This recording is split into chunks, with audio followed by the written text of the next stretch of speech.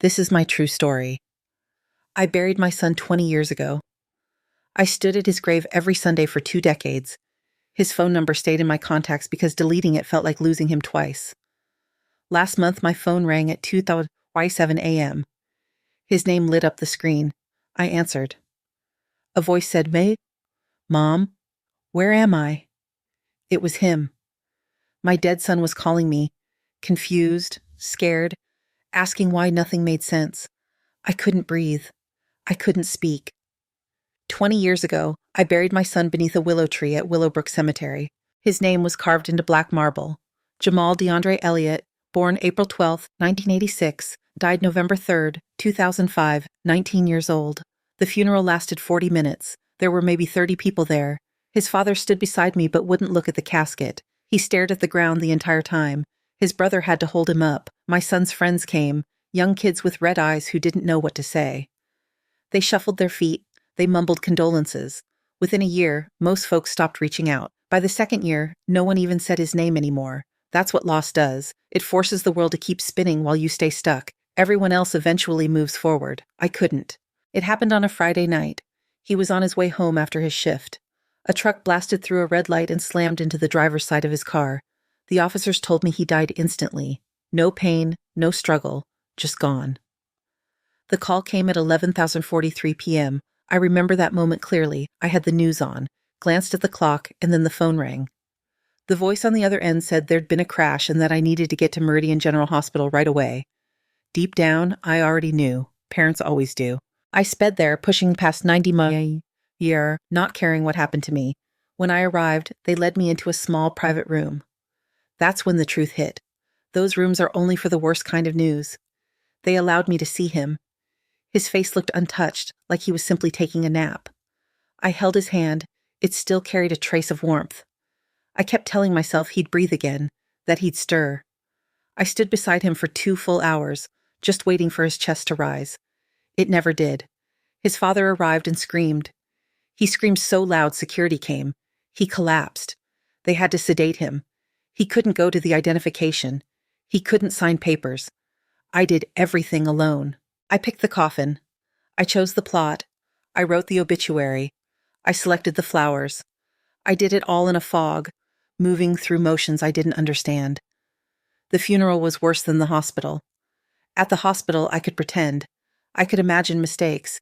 But at the funeral, they lowered him into the ground. I heard the machinery. I heard the coffin settle into the earth. People threw flowers onto the lid. His father threw a letter he had written. I threw nothing. I just watched. After everyone left, I stayed. The workers filled the grave. Shovel by shovel, I watched every minute. I needed to see it finished. I needed to know he was really down there. When they packed the last of the dirt, I finally walked away. For 20 years, I visited every Sunday. Rain, snow, heat, didn't matter. I brought flowers. I talked to him. I told him about my week. I told him things I couldn't tell anyone else. His father stopped coming after the first year. He said it hurt too much. He said he needed to move forward. We divorced 3 years after he died. Grief killed our marriage. He remarried. He had another child. He built a new life. I couldn't. I kept his room exactly the way he left it. His clothes still hung in the closet. His books sat on the shelf. His phone number stayed in my contacts. I paid the bill every month even though the phone had been disconnected. $30 a month to keep his number alive in my phone. People said I needed therapy. People said I needed to let go. I didn't care what people said. I learned to live around the emptiness. You don't get over losing a child. You just learn to walk carefully around the hole they leave behind. You learn to function. You go to work. You pay bills. You pretend you're fine, but you're never fine. Every birthday that passes without them is torture. Every Christmas, every milestone they'll never reach. I watched his friends graduate college, get married, have children. My son stayed 19 forever, frozen in time. A boy who never got to become a man. I accepted it. I had no choice.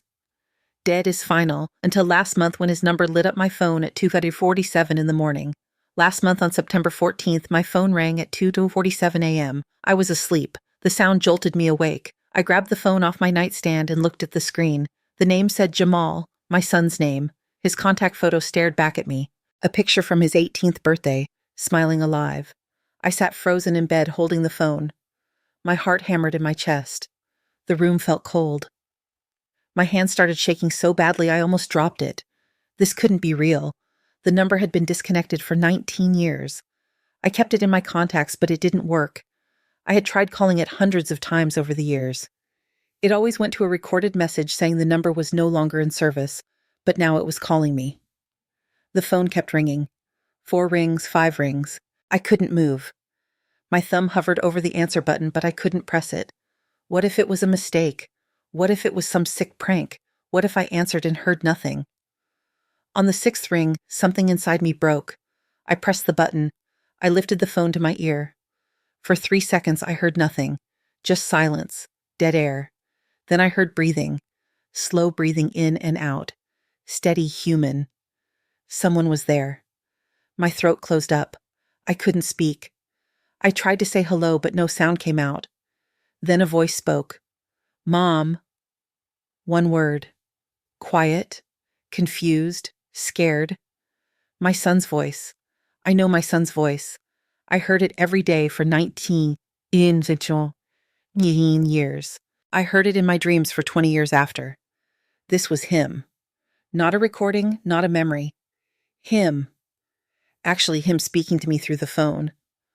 My vision blurred. Tears ran down my face. I still couldn't speak. My body wouldn't work. Mom, are you there? He said again. His voice cracked. He sounded desperate, lost. I forced air into my lungs. I forced words out of my throat. Jamal, I whispered. My voice didn't sound like my own. Silence on the other end. Long silence then. Yeah, it's me. Where am I? His question made no sense. Where was he? What kind of question was that? What do you mean? I asked. My voice was shaking. Where are you calling from? More silence. I heard him breathing faster now, panicked breathing. I don't know, he said. I don't know where I am. Nothing makes sense. Mom, something's wrong. Everything feels wrong. I stood up from my bed. I turned on the light. I needed to think clearly, but my brain wasn't working. My son was dead. I buried him. I watched them put him in the ground. This couldn't be happening. Jamal, what's going on? I asked. Where have you been? I didn't know what else to say. What do you ask someone who's been dead for 20 years? He made a sound like a sob. I don't know, he said. I remember the accident. I remember the truck hitting me. I remember dying. I felt it, Mom. I died. But then I woke up and everything was different. I look different. I feel different. I'm in some place I don't recognize. And people walk right past me like I'm not even here. I've been trying to figure out what happened, but nothing makes sense. I found a phone. Your number was the only one I remembered. My legs gave out. I sat down hard on the edge of my bed. My son remembered dying. He knew he died, but he was talking to me. How was he talking to me? Are you hurt, Anne? I asked. Stupid question. He's dead, but he's calling me. Nothing made sense. No, he said. I'm not hurt, but I'm scared. I don't understand what's happening. Can you come get me, please? His voice broke on the word please. He sounded like a little boy again, lost and afraid and needing his mother. Tell me where you are, Kit, I said. Give me an address.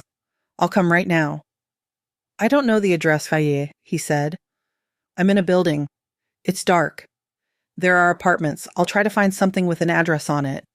I heard movement through the phone. Footsteps. A door opening. Then the line went dead. Just like that. Gone. I pulled the phone away from my ear and stared at it. The call timer showed 9 minutes and 43 seconds. I immediately called back. The recording played. The number you have dialed is no longer in service. I tried again. Same message. I tried 15 more times. Same message every time. My dead son had just called me asking for help, and then he vanished. I didn't sleep the rest of that night. I sat on my bed staring at my phone until the sun came up. I kept replaying the call in my head, his voice, the way he said, Mom, the fear in his tone, the confusion. It wasn't a recording. Recordings don't hesitate. Recordings don't ask questions. Recordings don't sound lost. This was a real conversation with a real person who knew things only my son would know. He knew about the accident. He knew my number. He knew who I was, but my son was dead. I saw his body. I touched his cold hand at the hospital. I watched them close the coffin. I watched them bury him 6 feet under the ground. At 6:30 a.m., I drove to the cemetery. I needed to see the grave. I needed proof he was still there. The morning was cold and gray. Fog hung low over the headstones. I parked and walked to the willow tree. His grave looked exactly the same as it always did. Black marble. Fresh flowers from my visit 3 days earlier. The ground was solid and undisturbed. No one had dug him up. No one had touched the earth. I knelt down and put my hand on the grass. It was cold and wet with dew. "Jamal," I whispered, "are you down there?" Stupid question. Of course, he was down there. I buried him myself. But then who called me? I stayed at the grave for an hour. I didn't pray. I'm not religious. I just sat there trying to make sense of what happened. Maybe I dreamed it. Maybe grief had finally broken my mind after 20 years. Maybe I was going crazy. But when I checked my phone, the call was there in my history. Jamal's name, 2:47 a.m., 9 minutes and 43 seconds. Not a dream, not a hallucination. Real. I took a screenshot of the call log. I needed evidence. I needed proof that I wasn't losing my mind. Then I drove home and waited. I didn't know what else to do. 3 days passed. Nothing. No calls, no messages. I barely ate. I barely slept. I kept my phone in my hand every second. I was afraid to shower because I might miss a call. I was afraid to leave the house. My neighbor knocked on my door asking if I was okay. I didn't answer. I just sat in my living room staring at my phone, willing it to ring. On the 4th day, at 3:15 a.m., it rang again. His name, his picture. I answered before the first ring finished. "Jamal," I said immediately.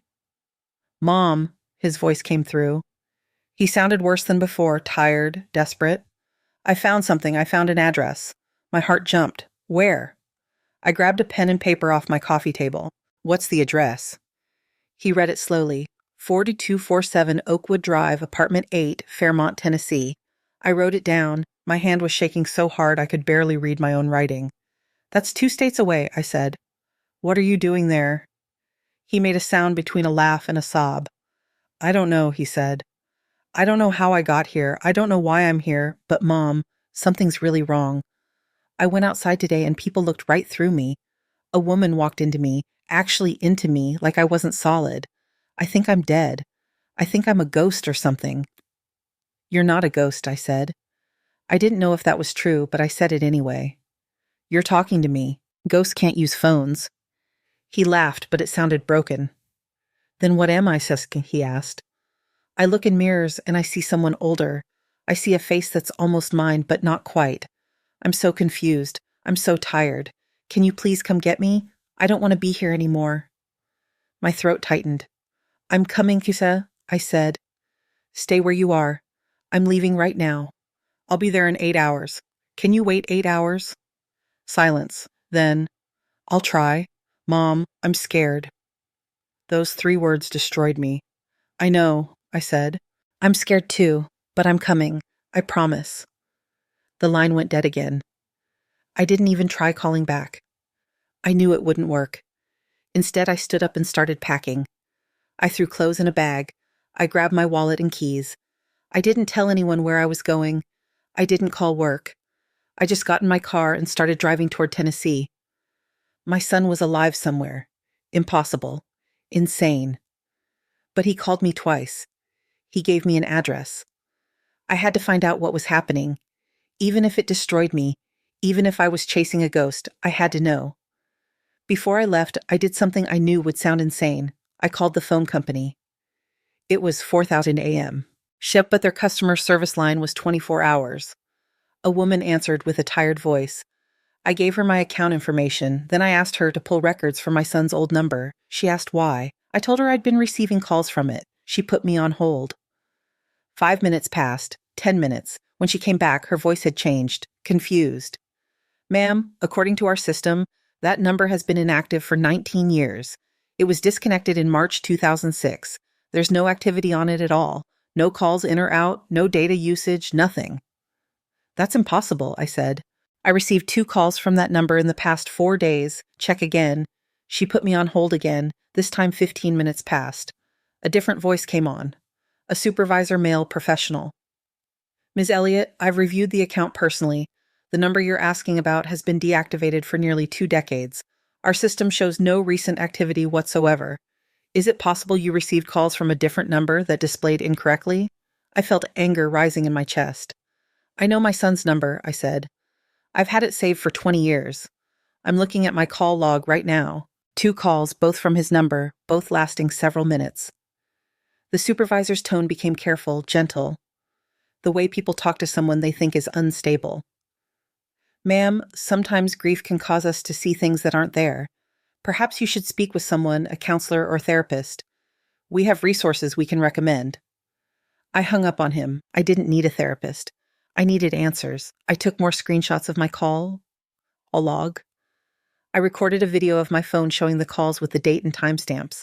I needed evidence. I needed proof that I wasn't crazy. Then I got in my car and started the 8-hour drive to Tennessee. I drove straight through. No stops except for gas. I bought coffee at a truck stop and kept driving. My mind raced the entire time. What would I find at that address? Would Jamal be there? Would it be abandoned? Would there be nothing at all? Part of me expected to arrive and find an empty lot, but I had to go. I had to see. The address was burned into my brain. 4247 Oakwood Drive, Apartment 8, Fairmont, Tennessee. I punched it into my GPS, 8 hours and 12 minutes. I did it in 7 and 12. I arrived at 11:47 a.m. The address led me to an old apartment building on the east side of town. 4 stories, red brick, built maybe in the 1970s, but something was wrong immediately. The windows on the first floor were boarded up. The front door had a chain and padlock on it. A faded orange sign hung on the fence. Condemned. No trespassing. Scheduled for demolition. My stomach dropped. This building was abandoned. Empty. How could Jamal be here? I parked across the street and stared at it for 10 minutes. This had to be wrong. Maybe I wrote down the address incorrectly, but when I checked my notes, it was right. 42247 Oakwood Drive. This was it. I got out of my car and walked closer. The fence around the property was chain link with holes cut in multiple places, easy to get through. I looked around. The street was quiet. No one watching. I slipped through a hole in the fence and approached the building. The front door was locked with the chain, but around the side I found a door with a broken lock. I pushed it open. It creaked loud enough to make me freeze. I waited. No sound from inside. I stepped through into darkness. The smell hit me immediately. Mold, rot, stale air. I turned on my phone's flashlight and looked around. I was in a hallway, peeling wallpaper, stained carpet, graffiti on the walls. Apartment doors hung open on both sides. I walked slowly down the hall, checking the numbers. Apartment 1, Apartment 2, all of them empty. Trash on the floors, broken furniture, evidence of squatters and drug users. This place had been abandoned for years, maybe a decade. I reached the stairwell and climbed to the second floor, more of the same. Decay, emptiness, silence. I checked every apartment, nothing. No sign anyone had been here recently. I climbed to the third floor. My hands were shaking. My heart pounded. And then I found Apartment 8. Apartment 8 was at the end of the third floor hallway. Unlike every other door in the building, this one was closed. Fully closed, no damage. The number 8 hung straight on the door in brass metal that looked polished, clean. I stood in front of it for a full minute. Every instinct told me to leave, to run, but I came here for answers. I reached out and turned the handle. It wasn't locked. The door opened smoothly, silently. No creaking. I pushed it open and stepped inside. Then I stopped breathing. The apartment was perfect, completely perfect. While every other unit in the building was destroyed and rotting, this one looked like someone lived here. The walls were painted soft blue, clean, no peeling, no water damage. The carpet was beige and spotless. I could see vacuum lines in it, fresh vacuum lines. The air didn't smell like mold, it smelled like soap and coffee. I walked further inside and my legs felt weak. The living room had furniture, a brown couch, a coffee table, a television on a stand, everything neat and arranged, like a normal apartment, like someone's home. On the walls were photographs. I walked closer and my vision blurred. They were photos of my family, me and my husband and Jamal. Pictures from when he was a child, his first day of kindergarten, his 10th birthday party, Christmas morning when he was 12, a photo from his high school graduation. I had copies of these exact photos at my house. How were they here? Who put them here? I touched the frame with shaking fingers. The glass was clean, no dust. These had been hung recently. I moved to the next wall. More photos. But these were different. These showed Jamal older, in his 20s, in his 30s. Photos that never existed. Photos that couldn't exist because he died at 19. In one photo, he stood in front of a college building wearing a graduation gown. In another, he sat at a restaurant with friends I didn't recognize. Another showed him standing in front of this exact apartment building, smiling, alive, looking maybe 35 years old. I pulled out my phone and took pictures of everything. My hands shook so badly the photos came out blurry. I had to steady myself against the wall. This wasn't possible. None of this was possible. I walked into the kitchen, clean dishes in the drying rack, a coffee mug on the counter with brown liquid still in the bottom. I touched it, still slightly warm. I opened the refrigerator. Food inside. Milk, eggs, leftovers in containers. I checked the date on the milk. It expired in 5 days. Fresh, recent. Someone was living here. Someone was eating here in a condemned building scheduled for demolition. I closed the refrigerator and saw a note held to the door by a magnet. My heart stopped. The note was handwritten on a lined paper. I recognized the handwriting immediately. Jamal's handwriting. The same messy scrawl he'd had since middle school. I pulled the note off the fridge and read it. Mom, if you're reading this, I don't know what's happening to me. I woke up here 3 weeks ago with no memory of how I got here. I have ID that says my name is Torrance Hayes. I'm 38 years old. I work at a factory. I have an apartment and a life I don't remember living. But it's not my life. I remember being Jamal. I remember you. I remember Dad. I remember dying in that accident. I felt the impact. I felt everything stop. Then I woke up here as someone else. 20 years passed, but I don't remember any of it. The people here know me as Torrance. They've known me for years, but I'm not Torrance. I'm Jamal, your son. I think I'm supposed to be dead. I think something went wrong. I don't belong here. Please help me figure out what happened. I read the note 3 times. My vision kept blurring with tears. I folded it carefully and put it in my pocket. Then I walked to the bedroom. The door was half open. I pushed it all the way and looked inside. A bed neatly made, a dresser with more photos on top, a closet with clothes hanging, men's clothes, size large. Jamal wore size large. On the nightstand sat a wallet and a set of keys. I picked up the wallet and opened it. Inside was a driver's license. The photo showed a man who looked like an older version of my son.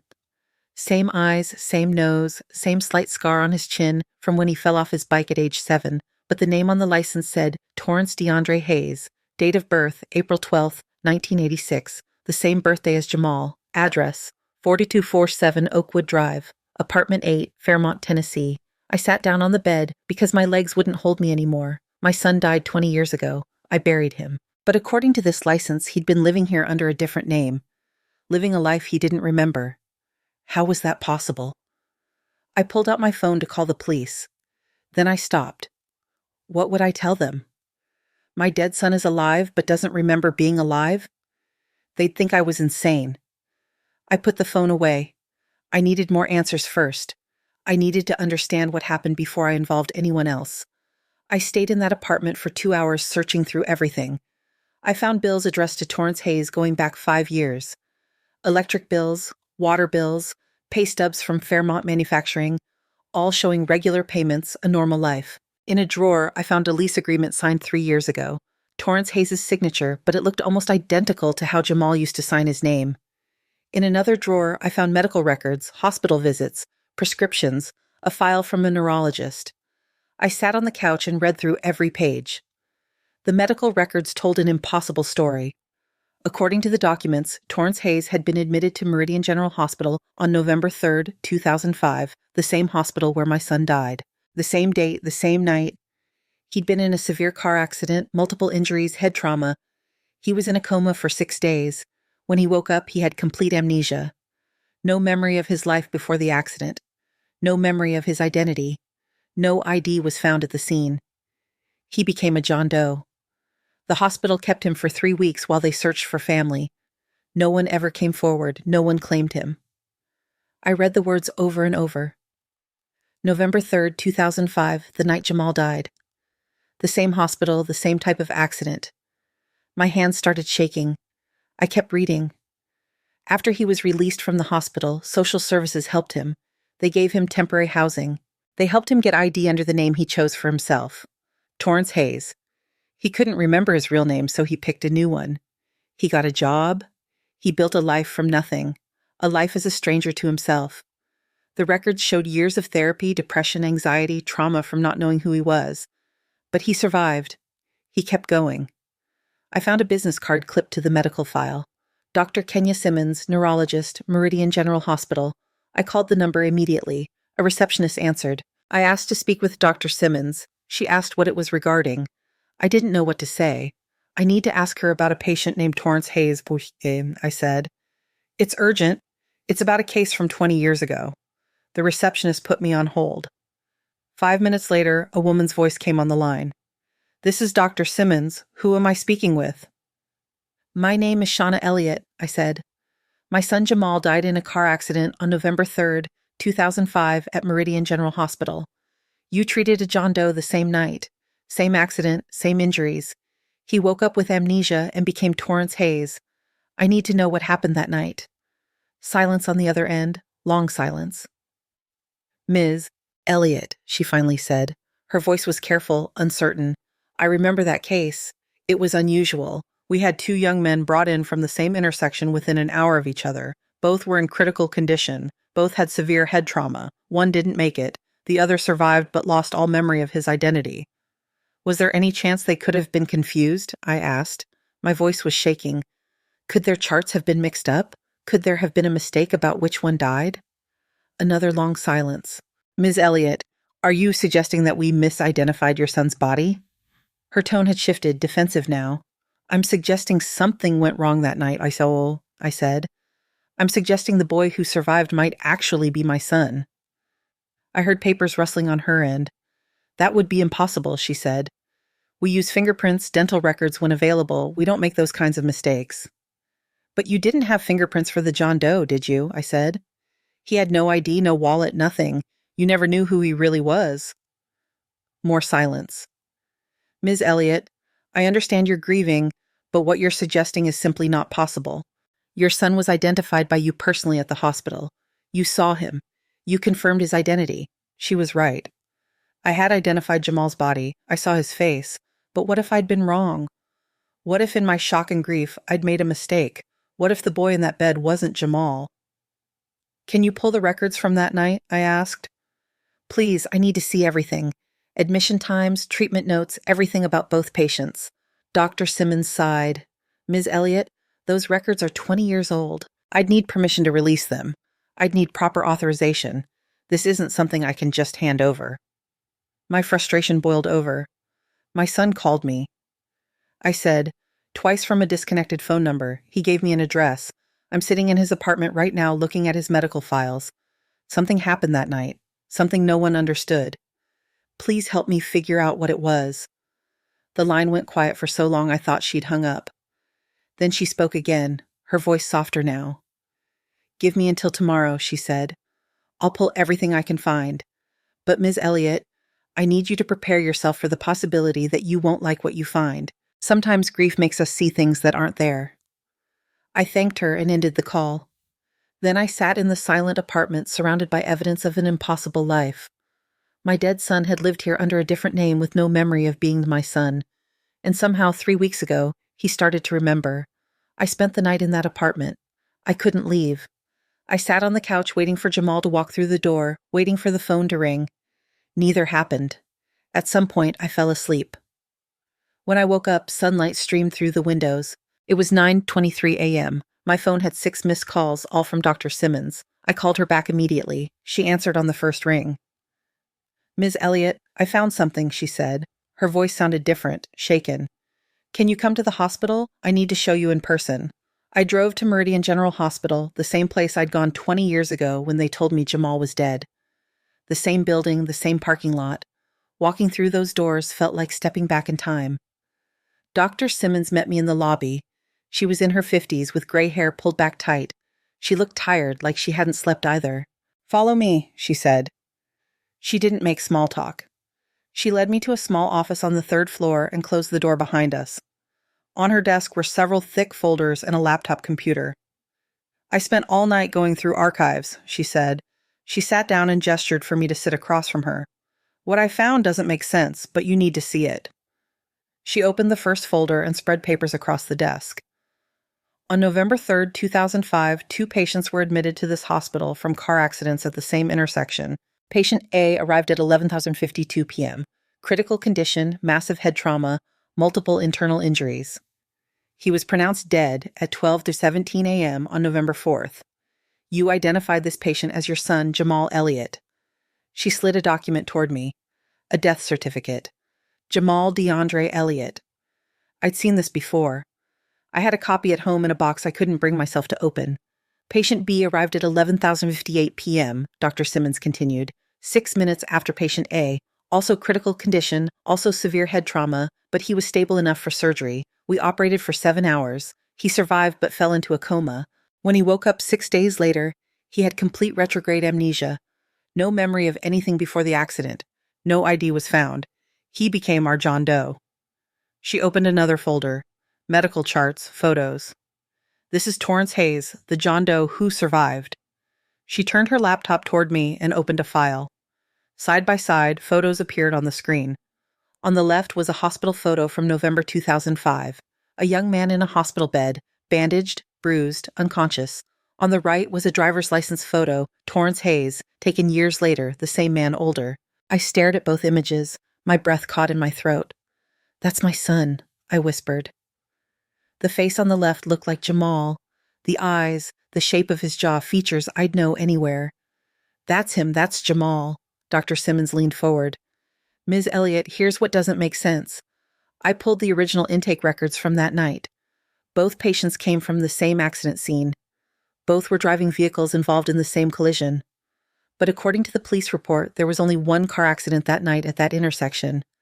A truck ran a red light and hit a sedan. One driver in the sedan, one driver in the truck, 2 people total, but we treated 2 patients with nearly identical injuries from the same location at almost the same time." I couldn't process what she was saying. "How is that possible?" I asked. She shook her head. "It's not possible unless someone made an error in the reports. Unless there were actually 2 separate accidents minutes apart that got recorded as one. Or unless—" She trailed off. "Unless what?" I demanded. She looked uncomfortable. "Unless the patients were somehow confused during intake. It was a chaotic night, multiple trauma cases, overwhelmed staff. If 2 young men with similar injuries arrived minutes apart, if their charts weren't properly labeled immediately, if someone made assumptions about which patient was which." "You're saying you might have declared the wrong person dead?" I said flatly. The words felt like knives coming out of my mouth. Dr. Simmons' face went pale. "I'm saying there may have been confusion about patient identification during a critical moment. I'm saying mistakes, while rare, can happen. I'm saying the man who survived as John Doe has the same blood type as your son, the same approximate age, similar physical characteristics, and according to intake photos, similar facial features despite the trauma." She pulled out another document. "This is the original police report from that night. It lists only one victim in the sedan, Jamal DeAndre Elliott, age 19. But it also notes that identification was found at the scene in the vehicle." "I identified his body," I said. My voice sounded hollow. "I saw him." I touched his hand. Dr. Simmons nodded slowly. "You identified a body that had severe facial trauma, in a moment of extreme emotional distress in the middle of the night after being told your son was dead. Ms. Elliott, the human brain under that kind of stress doesn't always see clearly. And we don't always question what we're told when it confirms our worst fears." I stood up. The room felt too small, too hot. "So you're telling me I buried the wrong person? That I've been visiting the wrong grave for 20 years? That my son has been alive this entire time and I didn't know?" Dr. Simmons stood too. "I'm telling you there are irregularities in the records that warrant investigation. I'm telling you that Torrance Hayes may need to be DNA tested. I'm telling you that what happened that night may not be as clear as everyone thought." She handed me a piece of paper with an address written on it. "This is where Torrance Hayes works. Fairmont Manufacturing, 3rd shift. He should be there tonight starting at 11 p.m., but, Ms. Elliott, you need to be prepared. If this man is your son, he doesn't remember being your son. He's lived an entire adult life as someone else. Approaching him could be traumatic for both of you. I took the paper. My hands were numb. If there's even a chance he's Jamal, I have to see him, I said. I have to know. Dr. Simmons nodded. I understand. I've arranged for a DNA test kit. If you can get a sample, a cheek swab, or even a hair with the root attached, we can run it against your DNA. We'll know for certain within 48 hours. She handed me a small plastic bag with a sterile swab inside. I put it in my pocket. One more thing, she said as I turned to leave. If this is your son, if Torrance Hayes is actually Jamal Elliott, you need to understand that he's not the same person you lost. 20 years of living as someone else changes a person. Even if the DNA matches, the boy you knew is gone. I went to Fairmont Manufacturing that night at 10:45 p.m. The factory sat on the edge of town surrounded by empty fields. A large metal building with trucks parked outside. Bright lights illuminated the parking lot. I sat in my car watching workers arrive for the night shift, men in jeans and work boots carrying lunch boxes. I didn't know what Torrance Hayes looked like now. I only had the driver's license photo and the pictures from the apartment. Would I recognize him? Would I see my son in a stranger's face? At 10:52 p.m., a silver Honda pulled into the lot and parked 3 spaces from me. A man got out, tall, maybe 6'1", wearing jeans and a brown jacket. He grabbed a backpack from the passenger seat and started walking toward the factory entrance. I couldn't see his face clearly in the dark, but something about the way he moved made my chest tighten. The walk, the slight slouch in his shoulders. Jamal used to walk exactly like that. I got out of my car and followed him at a distance. He reached the entrance and stepped under the bright lights above the door. I stopped walking. My legs wouldn't move. I could see him clearly now. His face, it was older. Lines around the eyes, heavier jaw, but it was Jamal's face, 20 years older, exactly how he would look if he'd lived. The same nose, the same shape of his mouth, even the way he ran his hand through his hair before opening the door. Jamal did that exact gesture 1,000 times. I watched him disappear inside the building. Then I stood in the parking lot crying. Not quiet tears, loud sobbing that I couldn't control. My son was alive. He was 38 years old and alive and working the night shift at a factory. I waited in my car for 3 hours trying to decide what to do. I couldn't just walk up to him. What would I say? Hi, I'm your mother. You died 20 years ago, but you're actually alive. You just don't remember. He'd think I was insane. He'd call security. I needed proof first. I needed the DNA test. At 2:15 a.m., workers started coming out for their break. Groups of men smoking cigarettes and drinking coffee from thermoses. Then I saw him. Torrance Jamal. He came out alone and walked to the far edge of the parking lot away from the others. He leaned against the fence and stared up at the sky. I got out of my car and walked toward him. My heart hammered so hard I thought I might pass out. Each step felt impossible. When I was 20 feet away, he noticed me. He turned and looked at me directly. Our eyes met. For 3 seconds, we just stared at each other. I saw confusion cross his face, then something else. Recognition maybe, or familiarity he couldn't explain. Can I help you? He asked. His voice, Jamal's voice, but deeper, rougher from years of living. I opened my mouth, but no words came out. Are you okay, Betiabo? He asked. He took a step toward me, concern on his face. You look like you've seen a ghost. The irony of those words nearly broke me. I'm sorry, I managed to say.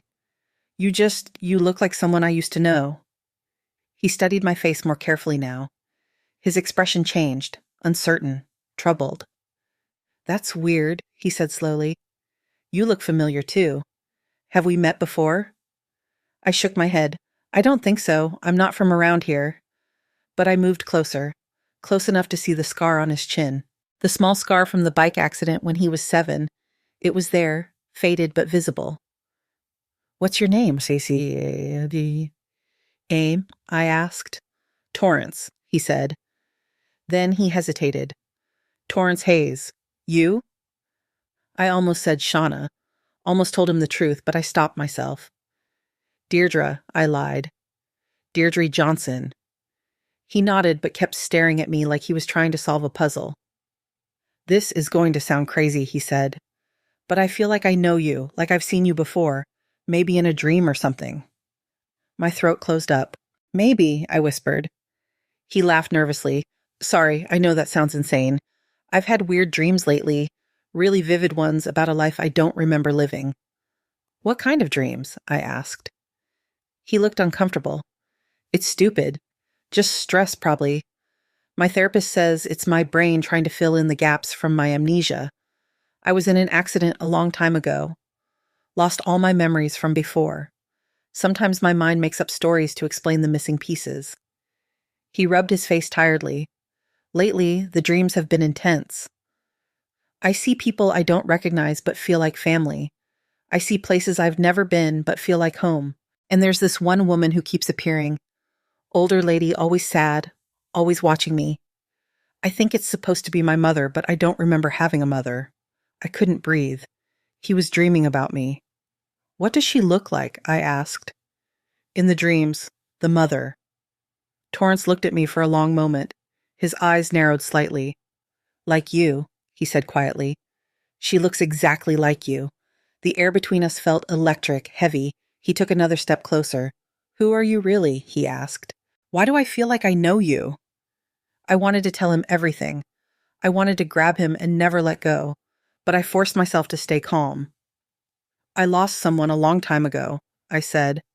Someone who looked like you. I thought I saw him in your face. I'm sorry for bothering you.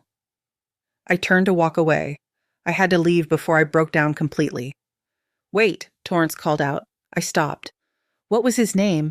The person you lost. I looked back at him, at his face, my son's face. Jamal, I said. His name was Jamal. Torrance went very still. His expression changed. Shock, fear, something else I couldn't identify. That's impossible, he whispered. How did you know that name? My heart stopped. What do you mean? I asked. He looked shaken now, pale. I've been having these dreams. In them, people call me Jamal, not Torrance, Jamal. I always wake up confused because that's not my name, but everyone in the dreams uses that name like it belongs to me. He pulled out his phone with trembling hands. 3 weeks ago, I woke up and found this in my notes app. I don't remember writing it, but it's my handwriting. He turned the phone toward me. On the screen were 3 words written over and over. I am Jamal. I am Jamal. I am Jamal. Written dozens of times, filling the entire screen. I thought I was losing my mind, Torrance said. His voice cracked. I thought the amnesia was making me crazy, but you just said that name. A stranger just said the name from my dreams. How is that possible? I pulled the DNA test kit from my pocket. My hands shook so badly, I almost dropped it. I need to ask you something, I said, and I need you to trust me even though you don't know me. Will you let me take a DNA sample, just a cheek swab? It won't hurt. It'll take 10 seconds. Torrance stared at the kit, then at me.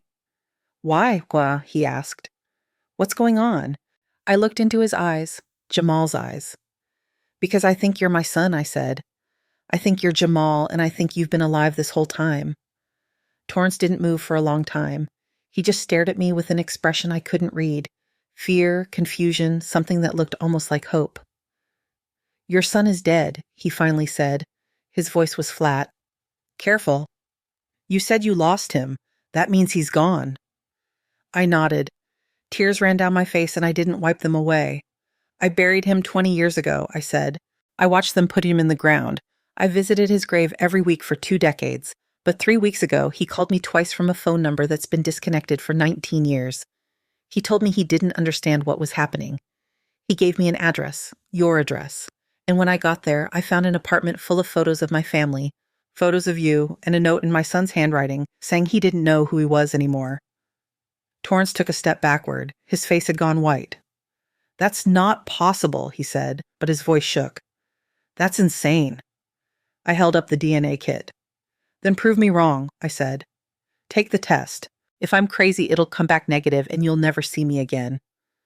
But if I'm right, if you're Jamal, don't you want to know? Don't you want to finally understand who you are? His hand went to his mouth.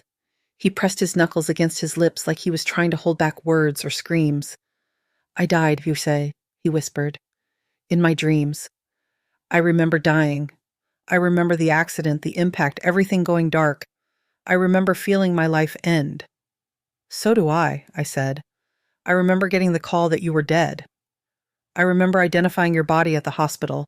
I remember every second of your funeral. But what if we were both wrong? What if something happened that night that no one understood?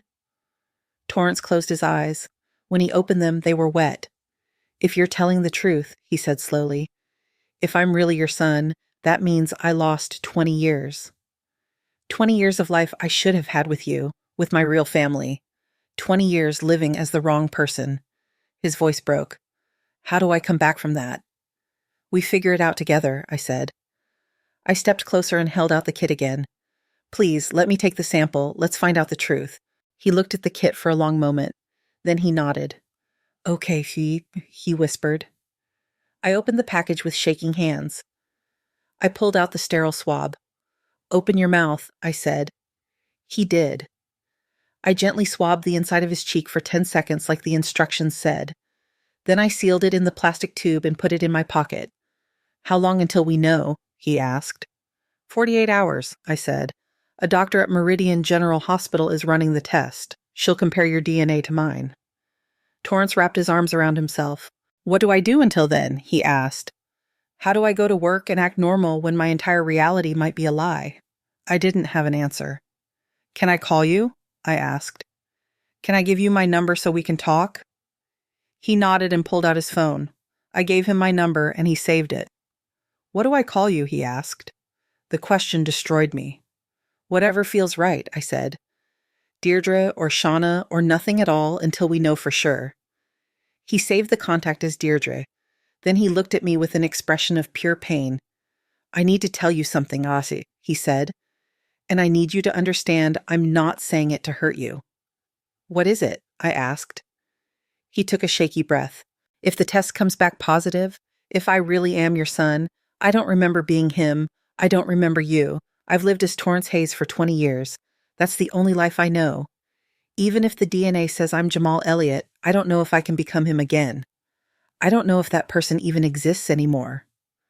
The words felt like a punch to the chest, but he was right.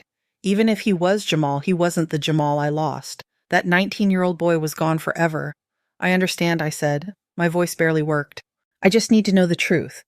Whatever happens after, we'll deal with it. He nodded. Then he did something I didn't expect. He reached out and touched my shoulder just for a second. I'm sorry, Fo, he said, for what you've been through, for what you lost. Whether I'm him or not, I'm sorry. Then he turned and walked back toward the factory. I watched him go. I stood in that parking lot until the sun came up. 2 days later, Dr. Simmons called me. I was back in that apartment. I'd been staying there waiting for the results. When my phone rang, I couldn't answer it for 3 rings. I was too terrified of what she might say. Ms. Elliott, Dr. Simmons said when I finally answered. Her voice was strange, tight. The results came back. I need you to sit down. I sat on the couch, the same couch where I'd found the note. Tell me, I said. She was quiet for a moment.